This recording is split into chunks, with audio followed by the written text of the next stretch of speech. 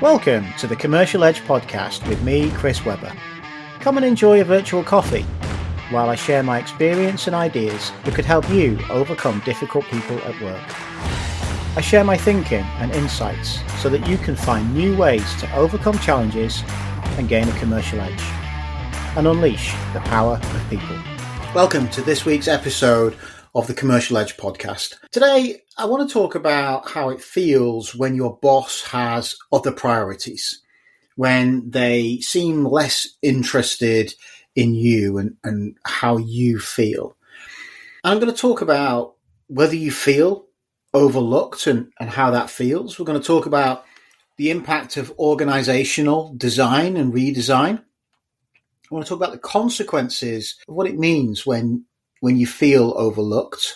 I want to, as normal, unpick the reasons why it's happening. So what's going on underneath the surface. And I also want to talk about what to do about it. As ever, we're going to focus on tasks, things that you can do to change it, and what that impact will be on you and on the team.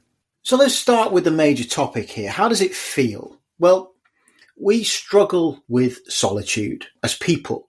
We are community people. We like to live in family groups. We have friends. We are sociable. We work best in teams and in groups. And we struggle with solitude. It doesn't work for us. And I remember reading Ollie Ollerton's book, and Ollie is one of these former Special Forces guys. He is the best of the best. He's got high quality skills. He's got huge endurance, and he's got focus and the ability to concentrate for long periods of time.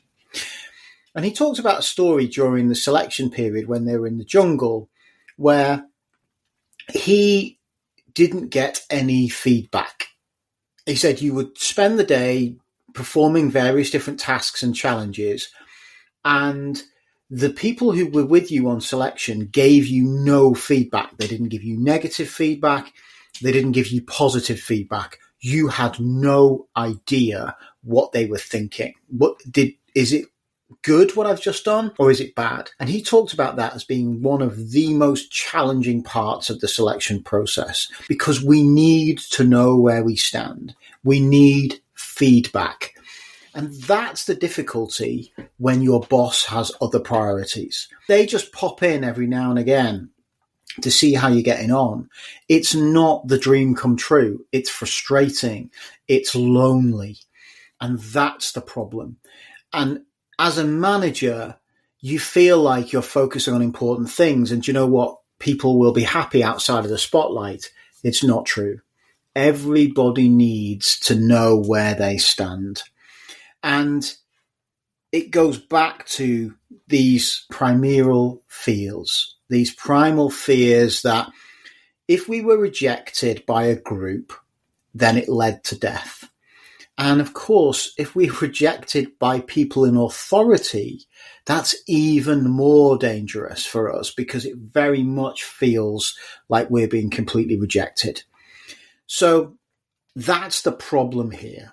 If you're working for a boss who have other priorities, they are disinterested in you, you feel rejected, you feel lonely. And I want to talk about how we've ended up here. How do you end up in a situation like this? I think that we've been in a very turbulent time.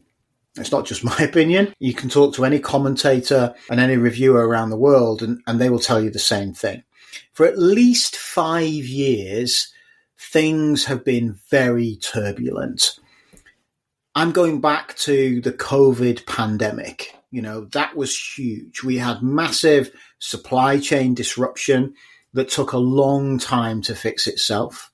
That resulted in massive inflation and stimulus checks and employment risk and fear. We had a huge societal shift in where we were working and how we were working and if we were working, massive losses in travel industry, massive uncertainty in the entertainment industry, huge parts of our economy very significantly affected by lockdowns and other elements of COVID. We've also had huge political instability, particularly in Europe and in the UK here. We've dealt with Brexit, which happened in parallel somewhat with COVID, but certainly is having an effect on our operating models in the way that businesses work and who our customers are, but also in the way that government is investing and what's happening with taxation and other aspects of how we're operating in the UK and across Europe. And of course, we've had more recently, in the last 6 to 9 months, significant changes in the US policies, in the way that they're connecting internationally, to the way that they're focusing on business. All of this is creating massive pressures on business. Businesses want to maintain the performance that they have been working on previously. They see no reason to change. And as a result, they are trying to make changes. They're trying to find new ways to save money and new ways to remain productive despite the fact that they've got all of these pressures and all of these challenges. And something that I have seen, and maybe you've seen the same, is a change to how they deal with middle management. We're starting to see fewer managers, cutting middle management, encouraging broader teams, more self-sufficient teams, more teams who are working cross-functionally. And the goal is to reduce costs. Middle managements earn a lot of money, but also to reduce the impact on frontline people. So you're reducing the effect on customer service or on manufacturing and production or in sales. And by doing this, it's kind of a shortcut to finding ways to retain profitability, to increase productivity at a time when businesses are under massive pressure. So what is that causing? Well, structurally, there are some changes, and there are some emotional changes as well that I think are worth taking into account. First, we're having fewer managers. Seems obvious. We're also having more diverse teams. So teams that are spanning geographies, national borders, international borders, and we're having cross-functional groups. So it might be more matrix working, where you're going to have integration across different functions and different teams to try and stabilize an organization or create a fully operational frontline team. It also results in less contact with leaders, especially if you work remotely. That's another massive shift in the last 5 years, where even organizations that are allowing people now to work at home a day or day and a half or 2 days a week have reduced their contact time with managers. And if you add to that the fact that there are fewer managers, it could have significant impact on the contact time that teams have with leaders. And so even thinking about no changes in your structure, there is a risk that people are feeling like they're spending less time with their manager, they're more lonely, they're more isolated, and feeling a little bit rejected. Now imagine if you're sitting in a team and you are frequently hearing that other things are important, because that's the consequence of these restructures and reorganizations. Managers who are trying to deliver a variety of tasks, all are seen as important. They have to focus down. And so they pick 2, 3, 4 things that they need to deliver at the moment. And sometimes those are strategic deliverables. Sometimes they are elements that are just problems that exist right now and need to be repaired. If you're in that team, and you're hearing that other things are more important, and you're feeling a little bit lonely and a bit rejected and a bit isolated because your manager doesn't fully understand what you do or doesn't see you very often, then that could be a very sad place to be. Imagine if your one-to-one meetings are cancelled or shortened to sacrifice for other more important things.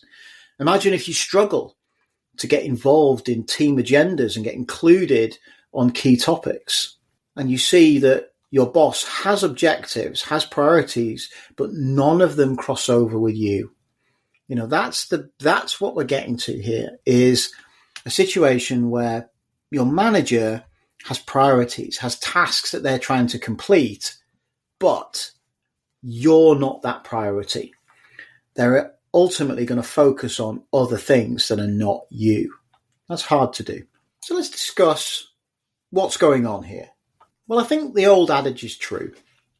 You certainly get what you measure. When time is short, people will focus on a few things, and they will focus on the things that are most important to their manager and to deliverables of their team. And that causes managers to narrow their focus. And there's great research that shows that we can only focus on one thing at a time. There was an article in Time magazine, I think in 2017, which said that only about 2% of the population can multitask. And the rest of us are compromising and not working effectively. And also, when I hear this statistic, I can't help wondering about the Dunning-Kruger effect. And the Dunning-Kruger effect is where we believe that we are better than we really are. So if you ask someone to rate themselves as a driver, for example, are they above or below average? Pretty much everybody will say they're an above average driver. But of course, that cannot possibly be the case. If you ask people, can they multitask? The answer will be yes. If you ask organizations whether their managers are capable of multitasking, and that's why they've been given this extra focus and this extra work, I bet you they would say yes. And I think that's partly behind some of the thinking around let's give our managers more responsibility, because they're capable of doing it. They can do it, but they can't. Only 2% of the population can multitask. And the more that managers are thinking about, the more tasks they're focused on, the more that they're trying to deliver, the less productive they really are. They're actually not delivering anymore. And this goes back to even to the 17th century, where this is well understood that you cannot deliver more than you think. The more that's on the plate of a manager, the less attention that they're giving to the team, the less attention that they're giving to this diverse group of people. And the more we're enhancing this feeling of loneliness, of loss, and of isolation that will pervade teams. And what's the impact of that? Well, let's think about it. The impact is trust, is loyalty, is retention. It takes a lot of money, time, and energy to recruit and train staff. If people are leaving simply because they don't feel that their manager gives them enough attention, that's an incredibly expensive way to operate.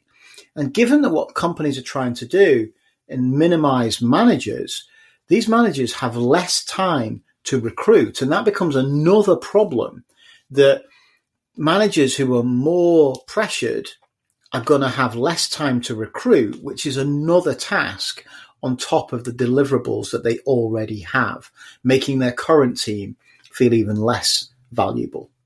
So this becomes a multiplying impact and effect. What is it that you can do about it?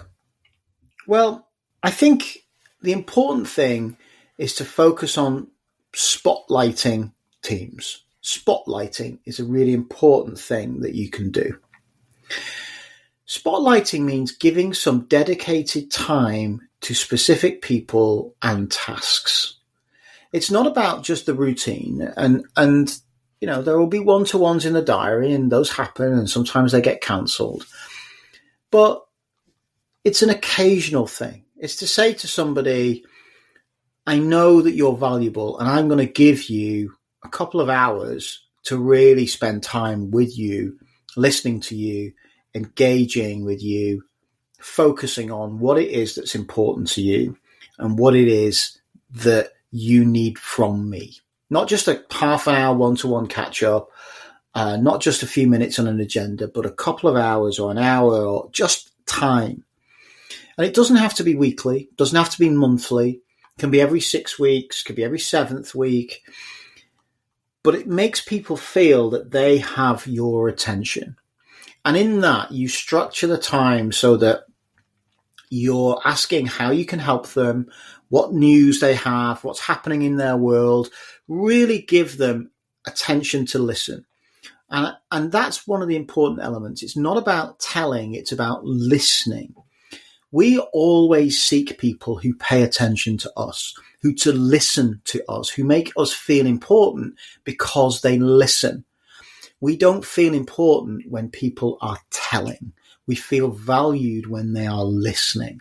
And so if you're going to spotlight, if you're going to engineer time, you're going to project it, protect that time, then listen to what people are saying to them. Allow them to talk to you. One of the other things I want to challenge is around objective setting. Lots of organizations use OKRs, and this comes from a book called Measure What Matters by a guy called John Doerr. And John used OKRs with Google, but he also used them with Intel to transform how they were delivering, how they were focusing. And the idea is that they echo objectives right from the top of the organization through the whole company. And so there was real clear alignment. But they're also a very, very productive way to do business. And they're productive because they allow you to deliver strategies and dozens of tasks throughout the year because you complete them. I've seen organizations using OKRs and holding them for the year and saying that this is how we're going to be measured. And what they should be focusing on, particularly at a management level, is completing them and crossing them off. And that should allow your managers to rotate through their teams, delivering key priorities at the right time, but also not remaining focused and fixed on a few important issues. That they keep delivering the next project, the next project, the next project. Your strategies can stay the same. The key, the kind of objectives and key results, they can stay the same. Your key objectives, but your projects that deliver against those will be ticked off, and that allows spotlighting to really work better because you can tick off your OKRs, you keep moving through them, and at the end of the year, you review what has been completed, not just to the standard that they've been completed. And productivity is, hey, I've got a team of people who deliver a lot of stuff. And we try often to put measures on things that don't need to be measured. They're either delivered or they're not delivered. They're on time or they're not on time. And what we want at times is a team who are going to deliver on the things that they say they're going to deliver and do so consistently and on time. And the upshot of all of this, of spotlighting, of focusing on OKRs and completing tasks, will be trust. One of the elements of trust is about shared value, is about recognizing that there is reciprocity in between my relationship with the team and the team's relationship with me. If I feel like I'm doing my job and the team is not reciprocating with value for me, making me feel important, making me feel recognized, making me feel seen, then I'm going to get frustrated. And that's the loss that happens if managers are too busy with other priorities. Their team loses trust in the team, in the function of the team. When you're spotlighting, when you're allowing people to have center stage, feel important, be noticed, then you're allowing them to feel valued. They will feel respected. They will feel credible as professionals, as business people. And that ultimately leads to a team of people who are less frustrated, who are more involved and more engaged. I know that managers are not trying to ignore their team members, but it does happen by accident. It does happen because they're busy, because they don't have the ability to manage multiple tasks at the same time. It's an accident. I know how it feels. When I worked at GSK, there was a time when I was working in a team, and what I was doing was a little bit outside, not a little bit, very much outside what the rest of my business unit was doing. And as a result, there were really important things happening, inverted commas, that I wasn't privy to. It meant that when we went to team meetings, what I had to say really wasn't relevant because most of the other people were focused on different things. And I started to feel less and less part of that group, less and less included, less and less involved. It was really sad. And it was even worse because my boss started to cancel one-to-one meetings, and to the point where I never imagined that one-to-one meetings would actually go ahead. I looked at them in my diary as free time because I recognized that they weren't going to happen. They rarely did. The boss I worked for was a guy who I think is an incredibly talented leader, one of the smartest people I've ever worked for.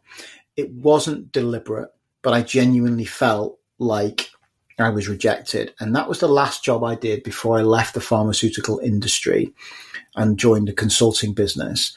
And part of that was feeling like my time had come because I wasn't that important despite the work that I was doing. So it does affect people, and I know from personal experience that it can. You need to be prepared to have some courageous conversations. If you feel that your boss is ignoring you, if you're feeling outside of the team, then I think you need to go and speak to them. You need to say to them, look, I know you're busy. I know you have other priorities, but I just want to feel like I've got some of your attention, some of your time. Can we put in an hour and a half, on a regular basis where I can have the opportunity to talk to you in detail about what I'm doing and what's important, because I feel left out. It's always a safe place to say how you feel. You're on dangerous ground when you say to somebody, you have made me feel lonely, or you have made me feel cast out. You can't tell them what they were doing, but you can say, as a result of how you've been working, I now feel left out. That's safe. It takes some courage, but I urge you to go and do that, because if you do, it could transform how you feel about work, how productive your team and your group are, and bring in new ideas to the organization. Thanks for listening to the Commercial Edge podcast. I'll be back soon with another episode. Join me then when we delve into more difficult conversations. See you next time.